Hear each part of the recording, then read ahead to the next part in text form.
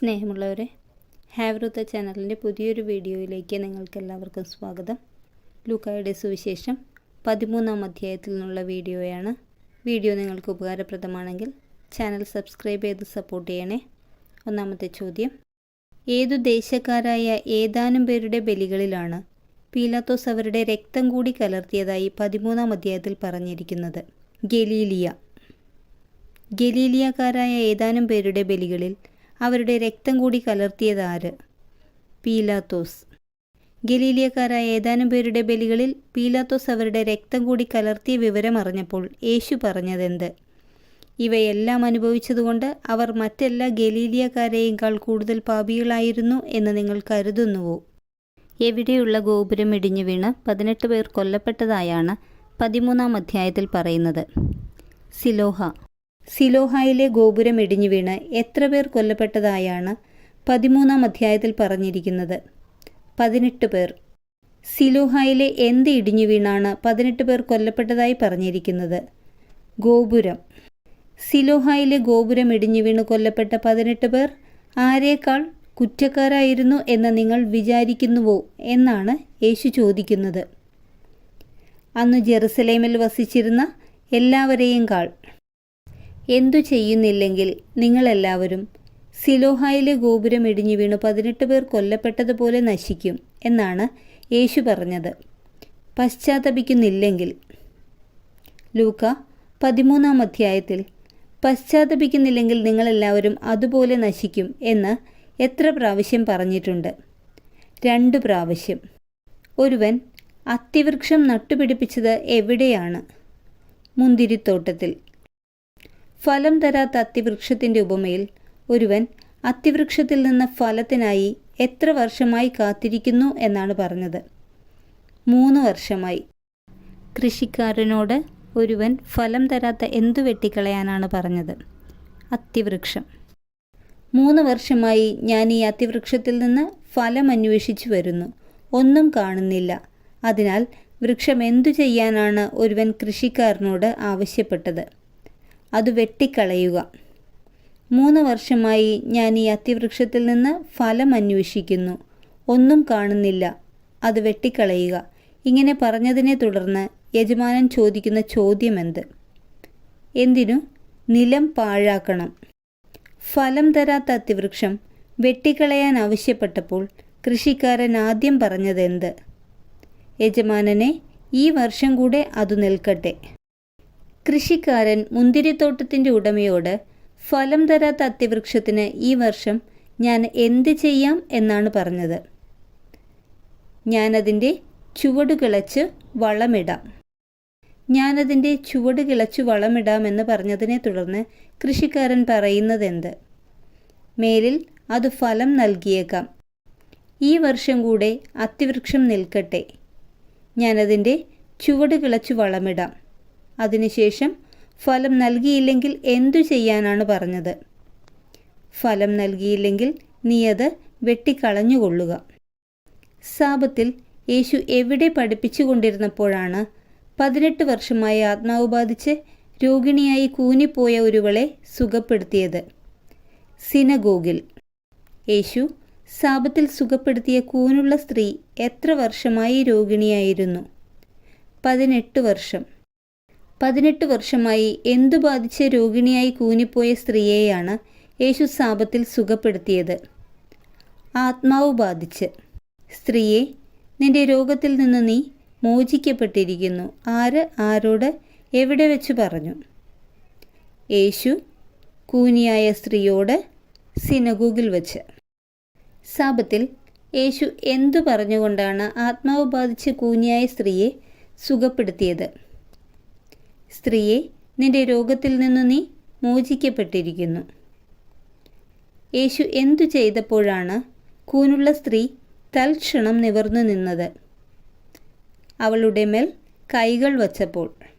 സ്ത്രീയെ, നിന്റെ രോഗത്തിൽ നിന്നു നീ മോചിക്കപ്പെട്ടിരിക്കുന്നു എന്ന് കൂനിയായ സ്ത്രീയോട് പറഞ്ഞ് യേശു അവളുടെ മേൽ കൈകൾ വച്ചപ്പോൾ എന്തു സംഭവിച്ചു? തൽക്ഷണം അവൾ നിവർന്നു നിൽക്കുകയും ദൈവത്തെ സ്തുതിക്കുകയും ചെയ്തു. യേശു കൂനുള്ള സ്ത്രീയെ സുഖപ്പെടുത്തിയ ഉടനെ അവൾ ചെയ്തതെന്ത്? ദൈവത്തെ സ്തുതിച്ചു. യേശു സാബത്തിൽ രോഗം സുഖപ്പെടുത്തിയതിൽ കോപിച്ചതാര്? സിനഗോഗ് അധികാരി. ജോലി ചെയ്യാവുന്ന 6 ദിവസങ്ങളുണ്ട്. ആ ദിവസങ്ങളിൽ വന്ന് രോഗശാന്തി നേടിക്കൊള്ളുക. സാബത്ത് ദിവസം പാടില്ല. ആര് ആരോട് പറഞ്ഞു? സിനഗോഗ് അധികാരി ജനങ്ങളോട്. സാബത്ത് ദിവസം എന്തു പാടില്ല എന്നാണ് സിനഗോഗ് അധികാരി പറഞ്ഞത്? രോഗശാന്തി നേടുക.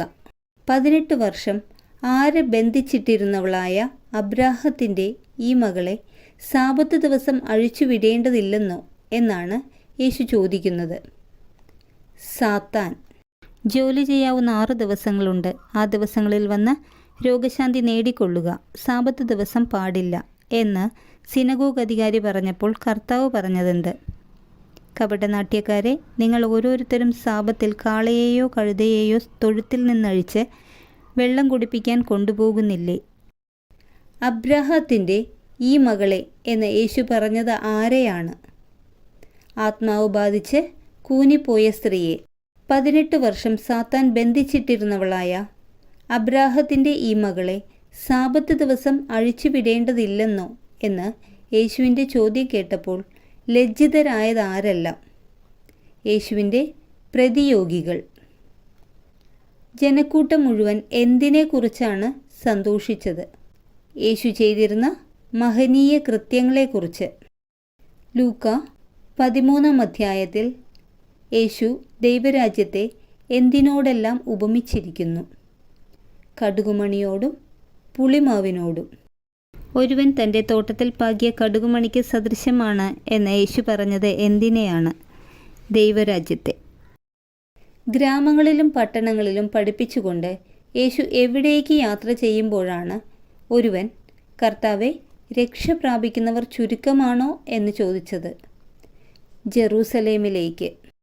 യേശുവിനോട് ഒരുവൻ എന്തു ചോദിച്ചപ്പോഴാണ് ഇടുങ്ങിയ വാതിലിലൂടെ പ്രവേശിക്കാൻ പരിശ്രമിക്കുവിനെന്ന് യേശു പറഞ്ഞത്? കർത്താവെ, രക്ഷ പ്രാപിക്കുന്നവർ ചുരുക്കമാണോ? കർത്താവെ, രക്ഷ പ്രാപിക്കുന്നവർ ചുരുക്കമാണോ എന്ന ഒരുവൻ്റെ ചോദ്യത്തിന് യേശു പറഞ്ഞ മറുപടി എന്ത്?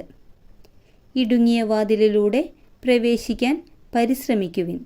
ആരെല്ലാം ദൈവരാജ്യത്തിലിരിക്കുന്നതായും നിങ്ങൾ പുറന്തള്ളപ്പെട്ടതായും കാണുമ്പോഴാണ് നിങ്ങൾ വിലപിക്കുകയും പല്ലിറുമുകയും ചെയ്യുമെന്ന് യേശു പറഞ്ഞത്.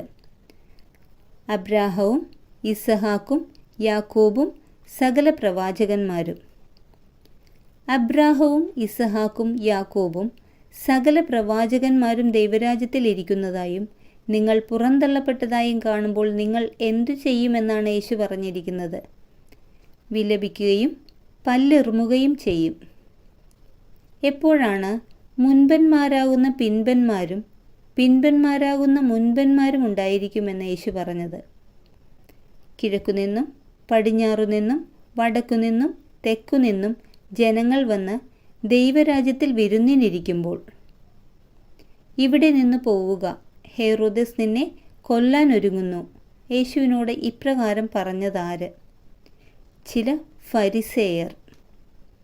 യേശു കുറുക്കൻ എന്ന് ഫരിസേയരോട് പറയുന്നത് ആരെക്കുറിച്ചാണ്?